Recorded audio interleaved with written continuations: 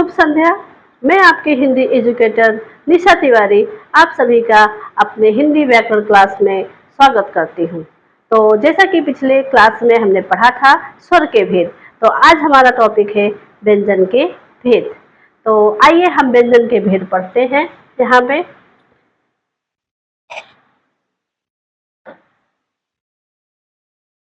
व्यंजन के लिए कुछ प्रेरक पंक्तियां हैं। स्वर भाषा को आवाज देते हैं। स्वर जो है भाषा को आवाज देते हैं तो व्यंजन उसे शक्ति प्रदान करती है। ठीक है, तो जिन वर्णों के उच्चारण में व्यंजन की परिभाषा क्या होती है, हमने स्वर की परिभाषा पढ़ी थी कि वो अपने आप में स्वतंत्र होता है, लेकिन वो किसी की सहायता नहीं लेता है, अपने आप में वो स्वतंत्र होता है। लेकिन व्यंजन जो है स्वर की सहायता उसको लेनी पड़ती है। ठीक है, तो अब जिन वर्णों के उच्चारण में स्वर की सहायता लेनी पड़ती है वो हमारे क्या कहलाते हैं, व्यंजन कहलाते हैं। तो यहाँ पे व्यंजन के कुछ उदाहरण है का, ख, ग, घ, च, छ, ज, झ आदि। ठीक है, आइए व्यंजन के प्रकार जो होते हैं, व्यंजन 3 प्रकार के होते हैं। व्यंजन 3 प्रकार के होते हैं। पहला है स्पर्श व्यंजन, अंतस्थ व्यंजन और ऊष्म व्यंजन।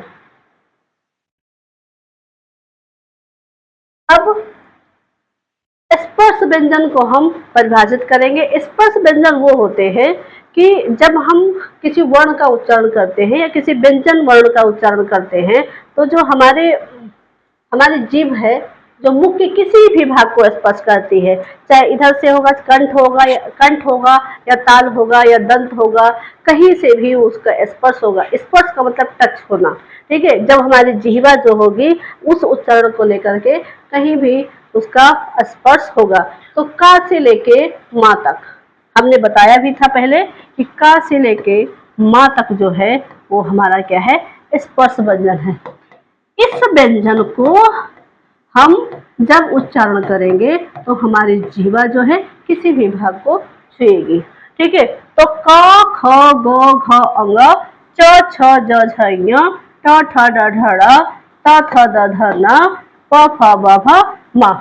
मतलब यहाँ से 5, यहाँ से 5, टोटल कितना है 25।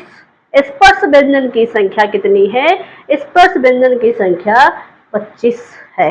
ठीक है, एक ऑब्जेक्टिव क्वेश्चन में पूछा जा सकता है कि स्पर्श व्यंजन की संख्या कितनी है, तो कितनी होगी?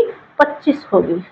आगे पा, फा, बा, भा, मा के बाद आएंगे या, र, ल, व। क्या आएंगे? या, र, ल, व।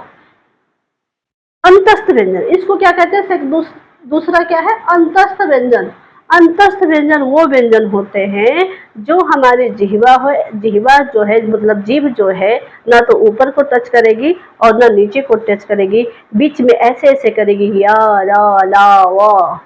ठीक है, तो या, रा, ला, व, जीभ हमारी ना ऊपर टच हो रही है ना नीचे, बीच में ही ऐसे ऐसे करती है। तो इनकी संख्या क्या है? 4 है।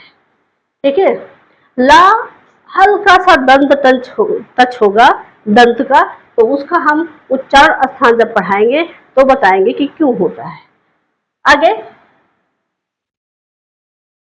ऊष्म व्यंजन। ऊष्म व्यंजन क्या है?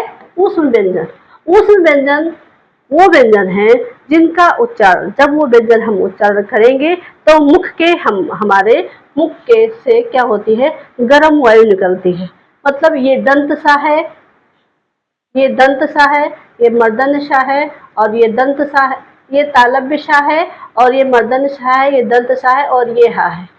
तीनों सा और हा का जब हम उच्चारण करते हैं तो गर्म वायु निकलती है, गर्म हवा निकलती है। हम अपने आगे अपना हाथ करेंगे और तीनों सा और हा बोलेंगे तो हमारे मुख से क्या होती है? गर्म हवा निकलती है। तो वही क्या होता है? ऊष्म व्यंजन होता है। और ऊष्म व्यंजन की संख्या कितनी है? 4 है। तो अब जो है ये पूरा मिला करके हमारा व्यंजन कितना होता है? 33। 25 स्पर्श व्यंजन, 4 अंतस्थ व्यंजन और 4 ऊष्म व्यंजन। इनकी संख्या मिलाकर के कितनी होती है? 33 होती है। आगे हम अगला क्लास लेकर आएंगे, तो यहाँ पर जो है